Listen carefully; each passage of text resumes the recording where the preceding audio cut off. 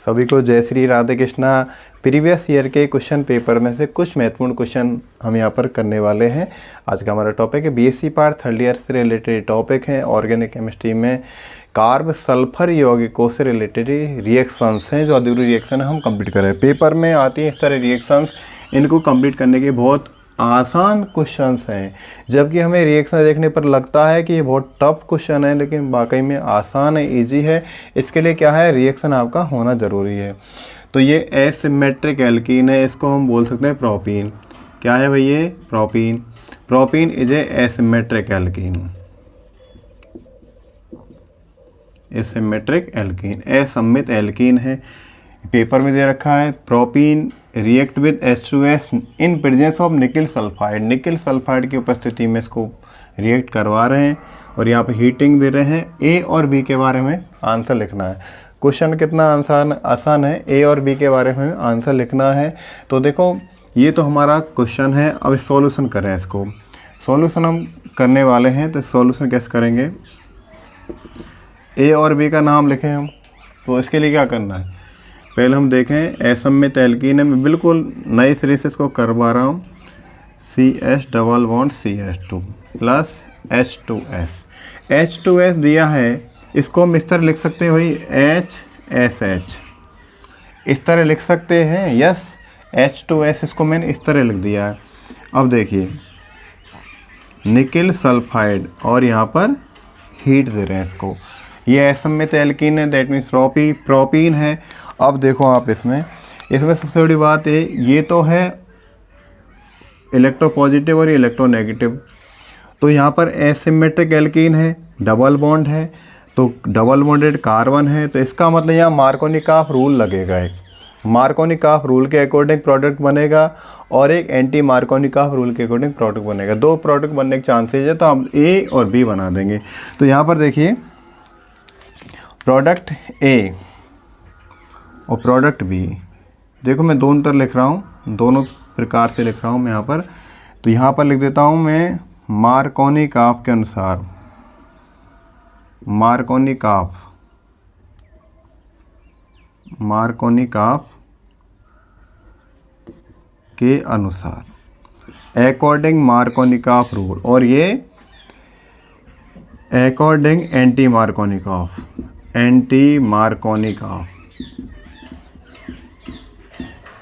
दो तरह के प्रोडक्ट हैं, आपको ये दिमाग लगा लेना है।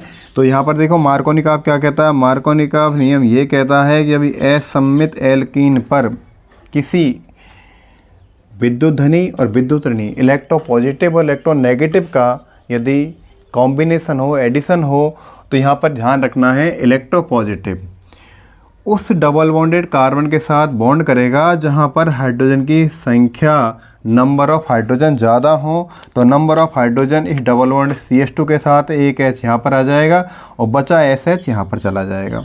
तो ये प्रोडक्ट बन जाएगा मार्कोनिकॉफ के अकॉर्डिंग। मतलब A बराबर तो ये हो जाएगा, या A दे रखा है तो A का मतलब तो ये हो जाएगा। और B दूसरा हमारा प्रोडक्ट B बनेगा। तो B क्या है? According anti Markovnikov. तो हम क्या कर देंगे यहाँ पर, देखिए CH3 CH डबल बॉन्ड है भाई और CH2। अब यहाँ पर क्या कर, एंटी मार्कोनिकॉफ क्या कहता है, H प्लस को तो वहाँ पर जोड़ दो जहाँ पर हाइड्रोजन संख्या कम है, और SH को वहाँ पर जोड़ दीजिए जहाँ पर हाइड्रोजन संख्या ज़्यादा है। तो SH को कहाँ जोड़ना पड़ेगा? SH को मैं यहाँ पर ऐड कर देता हूँ जहाँ पर हाइड्रोजन संख्या ज़्यादा है, और H को कहाँ जोड़ देते हैं? H को यहाँ पर जोड़ देते हैं। तो इसका मतलब B ये प्रोडक्ट बन रहा है और ये प्रोडक्ट ये है। अब इसका नोमेनक्लेचर करें हम, देखो बैलेंस कर लें, 2HSH कर दें, H2S मतलब 2HSH और 2 यहाँ पर लगा दें, राइट। तो इसका नाम हो जाएगा, क्या नाम हो जाएगा? Propane 2 thiol, propane 2 thiol, propane 2 thiol यहाँ पर हो जाएगा। और यहाँ पर इसका नाम क्या हो जाएगा? Propane 1 thiol. दैट मीन्स ये थायोल प्रिपरेशन की रिएक्शन में भी काउंट की गई रिएक्शन है। तो एक क्वेश्चन तो हमारा इस तरह का था, इसको आप क्लियर कर लें। अब मैं दूसरे क्वेश्चन के बारे में बात करता हूँ। दूसरे क्वेश्चन लिखता हूँ। क्वेश्चन में प्रीवियस ईयर के पेपर में आया हुआ है, उसके बारे में बात कर रहे हैं। तो प्रीवियस ईयर के क्वेश्चन पेपर में दूसरा क्वेश्चन आया है हमारे पास यहाँ पर, अब वो है, वो क्वेश्चन में रिएक्शन लिख देता हूँ, कौन सी रिएक्शन आई है। वो रिएक्शन हमारे पास आई है बस डाई एथिल डाई सल्फाइड। अगला क्वेश्चन है हमारे पास C2H5SSC2H5। इसका मतलब डाई एथिल डाई सल्फाइड दे रखा है और इसका रिडक्शन करवाया भाई ZnSCl की प्रेजेंस में रिडक्शन करवा दिया, अपचयन करवा दिया। अब इसके बारे में यहाँ पर आंसर पूछा जा रहा है कि अधूरी रिएक्शन है, हाफ रिएक्शन, इसे कंप्लीट कीजिए आप। अब देखो डाई एथिल डाई सल्फाइड है। अब ये सॉल्यूशन क्या करना है, सॉल्यूशन इसको करना हमें देखना बहुत इजी गोइंग है, रिडक्शन है। इसको सॉल्यूशन के करना है C2H5SSC2H5 di ethyl di sulphide reduction करवाना है। तो इसको हम इस तरह कर देते हैं, देखिए प्लस यहाँ पर हम कितने हाइड्रोजन है SS, देयर आर 2 हाइड्रोजन्स। कितने हाइड्रोजन यहाँ पर 1 हाइड्रोजन है, लेकिन रिडक्शन करवाना है तो हमें क्या करना है प्लस H। तो इसको मैं डायरेक्ट कर देता हूँ Zn, बहुत इजी गोइंग में रिडक्शन। देखो वो तो है क्वेश्चन, इसका हम सॉल्यूशन कर रखे नीचे। तो अब इसको क्या करना है, रिएक्शन में जब पेपर में आपको लिखना होता है तो आप इसका ही आंसर दे सकते हैं, कोई प्रॉब्लम नहीं। लेकिन रिएक्शन यदि आपको आती है तो आप करेंगे। तो H, तो देखिए यहाँ बॉन्डिंग, यहाँ से ये बॉन्ड ब्रेक हो जाएगा। S, तो C2H5, देखिए C2H5 और क्या है S प्लस C2H5 और क्या है S। देखो मैंने ब्रेक कर दिया। अब यहाँ पर क्या करना है, ज़्यादा कुछ नहीं करना है, एक हाइड्रोजन यहाँ पर ऐड कर देनी है, एक हाइड्रोजन यहाँ पर ऐड कर देनी है। That means 2 molecule of thiol, ethane thiol. क्या बनेगा, एथेन थायोल के 2 मोल क्या बनेंगे, 2 मोल एथेन थायोल के बन जाएंगे। तो यहाँ पर रिडक्शन में क्या, रिडक्शन क्या है, रिडक्शन में एडिशन ऑफ हाइड्रोजन, हाइड्रोजन का जुड़ना कहलाता है रिडक्शन। तो कितनी हाइड्रोजन ऐड हुई यहाँ पर 1 एंड 1, 2 हाइड्रोजन यहाँ पर रिडक्शन में ऐड हुई है। तो इसका मतलब डाई एथिल डाई सल्फाइड से क्या बना है, थायोल बना है। 2 मॉलिक्यूल ऑफ थायोल यहाँ पर प्रिपेयर हुए हैं। ये सेकंड क्वेश्चन था हमारा। तो हमारा आंसर क्या हो जाएगा 2 मोल। इसको हम लिख सकते हैं 2C2H5SH, ये भी लिख सकते हैं, ये भी इसे हम लिख सकते हैं। तो ये हमारा आंसर हो जाएगा। अगला क्वेश्चन देखें भाई। अगला क्वेश्चन है अगली रिएक्शन, अधूरी रिएक्शन कंप्लीट कर रहे हैं हम यहाँ पर। ये हमारा अलग से टॉपिक लिया है अधूरी रिएक्शन कंप्लीट करने का, और ये क्वेश्चन में आते हैं और निश्चित रूप से आएंगे। तो अगली रिएक्शन हमारे पास जो है एथेन थायोल। क्वेश्चन है अगला C2H5SH प्लस H2O2 के साथ रिएक्शन करवाना और यहाँ पर प्रोडक्ट के बारे में लिखना है। कौन सा प्रोडक्ट यहाँ पर बना है, बस कौन सा प्रोडक्ट यहाँ पर बना है वो हमें लिखना है। अब देखना, इसका सॉल्यूशन करना है। इसका सॉल्यूशन क्या है, एथेन थायोल, मतलब थायोल की रिएक्शन किसके साथ करवा रहे हैं, हाइड्रोजन पेरोक्साइड के साथ। हाइड्रोजन पेरोक्साइड के साथ रिएक्शन करवा रहे हैं, हमें आंसर लिखना है।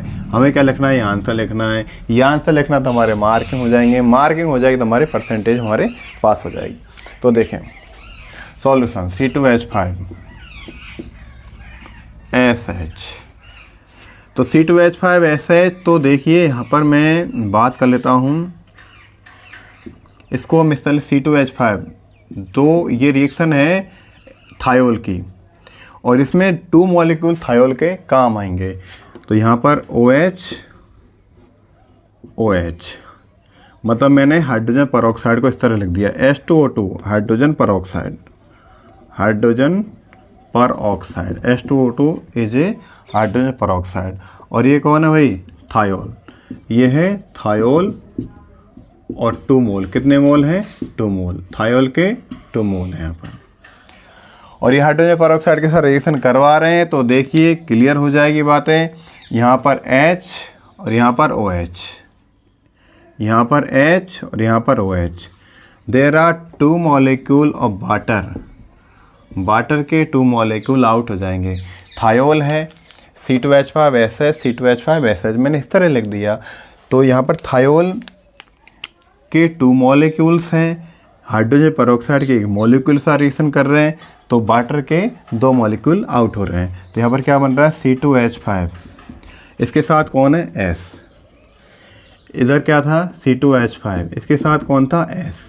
अब देखिए S और H का बॉन्ड ब्रेक हुआ है, S और H का बॉन्ड ब्रेक हुआ है। अब दोनों ने फिर क्या बॉन्डिंग यहाँ पर कर ली है, ये बॉन्डिंग हो गई। इसका मतलब है डाई एथिल डाई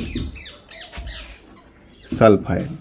क्या बना है? Di ethyl di sulphide. That means ये रिएक्शन किसकी है? ये रिएक्शन थायोल के रिएक्शन है। पहले हमने जो क्वेश्चन किए थे वो थायोल के प्रिपरेशन वाले रिएक्शन थी, अब ये रिएक्शन क्या है? थायोल की रिएक्शन है। तो इसमें आंसर क्या हो जाएगा? Di ethyl di sulphide. इसको शॉर्ट में लिखें तो क्या लिख सकते हैं? शॉर्ट में इस रिएक्शन को इस तरह लिख सकते हैं, 2C2H5SH प्लस H2O2। और डायरेक्ट शॉर्ट में हम इस तरह लिख सकते हैं, इस तरह भी लिख सकते हैं, क्योंकि पेपर में इस तरह दे रखा है तो आसानी से कर सकते हैं। वहाँ पर इसको बैलेंस भी नहीं दिया जाता है, पेपर में बैलेंस भी आपको करना पड़ता है, राइट। तो ये हमारा क्वेश्चन था, रिएक्शन थी। अगली रिएक्शन देखें हम इसमें। अगली रिएक्शन, इसको क्लियर कर लिया, अगली रिएक्शन देखते हैं। अगली रिएक्शन बॉस क्या है, देखते हैं कौन सी रिएक्शन। अगली रिएक्शन थायोफिनॉल, थायोफिनॉल की रिएक्शन है। अगला क्वेश्चन है थायोफिनॉल SH,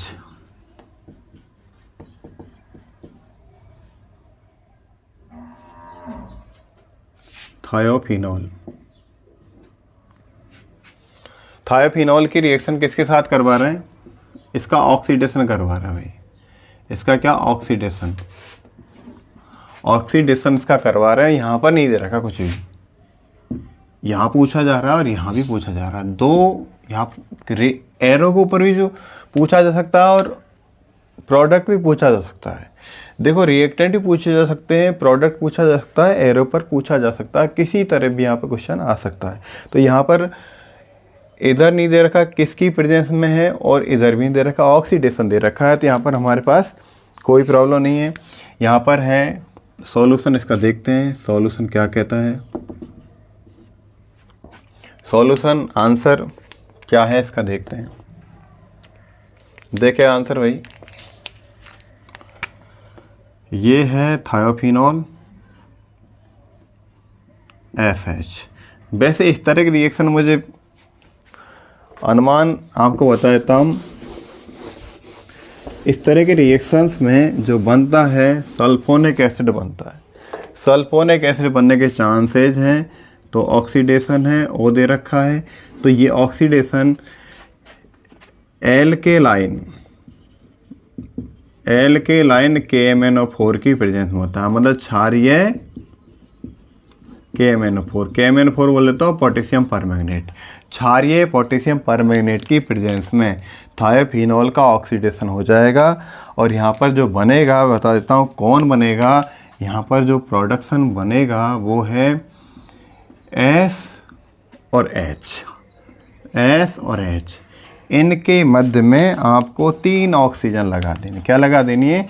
3 ऑक्सीजन लगा देनी है। तो ये सल्फोनिक एसिड बनेगा, इसका नाम हो जाएगा benzene sulphonic acid. Benzene sulphonic acid क्या है ये? Benzene sulphonic acid. देखो SH का यदि ऑक्सीडेशन होगा, इसका ऑक्सीडेशन हो जाएगा तो यहाँ पर SO3H में होगा। SH का ऑक्सीडेशन हमेशा SO3H में होगा। SH का ही तो हो रहा है ऑक्सीडेशन यहाँ पर। देखो इसमें एक ये अनइफेक्टेड है, SH का ऑक्सीडेशन SO3H में हो गया। इसका मतलब यहाँ पर कितने ऑक्सीजन आए? 3, तो 3 लगा दीजिए। तो हमारे यहाँ पर क्या हो जाएगा, क्षारीय KMnO4, यहाँ पर क्या हो जाएगा, बेंजीन सल्फोनिक एसिड। आंसर आपका क्लियर हो जाएगा। तो ये क्वेश्चन है। अगला क्वेश्चन है कि क्यू में, वो देखिए अगला क्वेश्चन कौन सा है, कर लोगे आप इस तरह, कोई प्रॉब्लम नहीं, बहुत इजी है, थोड़ा पढ़ना पड़ेगा, थोड़ी मेहनत और रिवाइज कर दो। एग्ज़ाम नज़दीक है, एग्ज़ाम बिल्कुल इलेक्शन बाद एग्ज़ाम बिल्कुल निश्चित है। अगली रिएक्शन हमारे पास, अगली रिएक्शन है क्वेश्चन अगला। देखो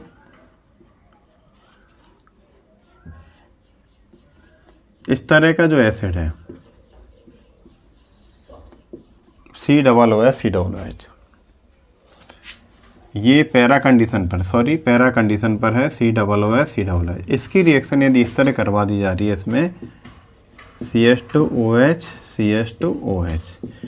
एथिलीन ग्लाइकॉल के साथ रिएक्शन करवाई। अब यहाँ पूछा जा रहा है क्या बनेगा भाई, यहाँ पूछा जा रहा है क्या बनेगा, ये है क्वेश्चन हमारा, यहाँ पूछा जा रहा है क्या बनेगा। अब आपको इसका सॉल्यूशन देखने के लिए बहुत ये दिमाग आपको रखना पड़ेगा कि कौन सी रिएक्शन है।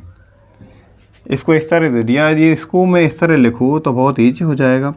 सॉल्यूशन में देखिए, इसको हम इस तरह लिखें तो आसान हो जाएगा। ये COOH। अब ये ध्यान देना, टरथैलिक एसिड है। कौन है ये, टरथैलिक एसिड, टरथैलिक अम्ल। व्हाट इज दिस, टरथैलिक अम्ल, टरथैलिक एसिड, टरथैलिक एसिड है। यदि मैं इस एथिलीन ग्लाइकॉल को जो दिया है एग्जाम में, क्वेश्चन में दे रखा है, उसको मैं इस तरह लिख दूँ तो बहुत आसानी हो जाएगी मुझे, CH2OH, बहुत आसानी हो जाएगी, बहुत आसानी हो जाएगी। इसको मैं लिख देता हूँ, इसका नाम एथिलीन ग्लाइकॉल, एथिलीन ग्लाइकॉल। कौन है, एथिलीन ग्लाइकॉल। अब एथिलीन ग्लाइकॉल है तो आप क्लियर हो जाएं, ये एक पॉलीमर है, पॉलीमर की रिएक्शन हम यहाँ पर करने वाले हैं, पॉलीमर है, और यहाँ पर जो बनेगा -NH2O, और यहाँ पर हो जाएगा पॉलीमेराइजेशन। क्या हो जाएगा, पॉलीमेराइजेशन, बहुलकन, यहाँ पर बहुलकन हो जाएगा। कौन सी रिएक्शन है, बहुलकीकरण रिएक्शन है, पॉलीमेराइजेशन होगा बॉस। तो यहाँ पर जो बनेगा, remove of water molecule, OH और H इधर से चल जाएगा। अब देखना, इधर से OH गया, इधर से H चला देते हैं, H माइनस कर देते हैं, इधर H इधर OH चला जाएगा। तो क्लियर, इसमें NH2 जाएगा। वाटर के ज़्यादा मॉलिक्यूल जाएंगे, मोर देन 1, बहुत सारे मॉलिक्यूल यहाँ से वाटर के चले जाएंगे, और यहाँ पर बनेगा पॉलीमर, एक सिंथेटिक रेशा बनेगा, फाइबर बनेगा। देखो O, इधर O बचा है, C∬O, और यहाँ पर कौन बचा, बेंजीन रिंग, बेंजीन रिंग के बाद कौन है, C∬O। ओके, इधर देखिए अब कौन है, इधर में ऑक्सीजन है, CH2, और इधर से कौन है, अब अगला इधर से चेन बनती चली जाएगी। आप देख लेना ये कौन है, व्हाट इज दिस, ये कौन है भाई, एस्टर है, ये भी एस्टर है। तो ये कौन है, पॉलीएस्टर। ये कौन बना है, पॉलीएस्टर, पॉलीएस्टर बनेगा। कौन सा रेशा बनेगा, पॉलीएस्टर बनेगा। और ये इसको बोलते हैं रेयॉन, रेयॉन फाइबर, रेयॉन रेशा बनेगा, रेशा अंग्रेजी में फाइबर है, तो रेयॉन रेशा बनेगा। तो आपका जो आंसर हो जाएगा इधर कौन सा हो जाएगा, आंसर में ये होगा भाई, आंसर में इधर ये होगा। आपको क्वेश्चन समझना पड़ेगा किस तरह की रिएक्शन है, किस तरह वाला क्वेश्चन है। आपको ये अंडर प्रेशर नहीं होना एग्जाम में, क्वेश्चन समझना, बाकी इजी क्वेश्चन हो जाएंगे, इजी आसान हो जाएंगे। पॉजिटिव सोचना और अच्छा हो जाएगा। पॉजिटिव नहीं सोचोगे, नेगेटिव सोचेगा, आपके पास नेगेटिविटी आएगी। पॉजिटिव सोचो, सब कुछ अच्छा होगा, आपका पेपर अच्छा जाएगा। तो इस तरह रिएक्शन आती है। और वीडियो पसंद आए फिर लाइक शेयर सब्सक्राइब जरूर करें। मिलते हैं अगले वीडियो, ऑल द बेस्ट।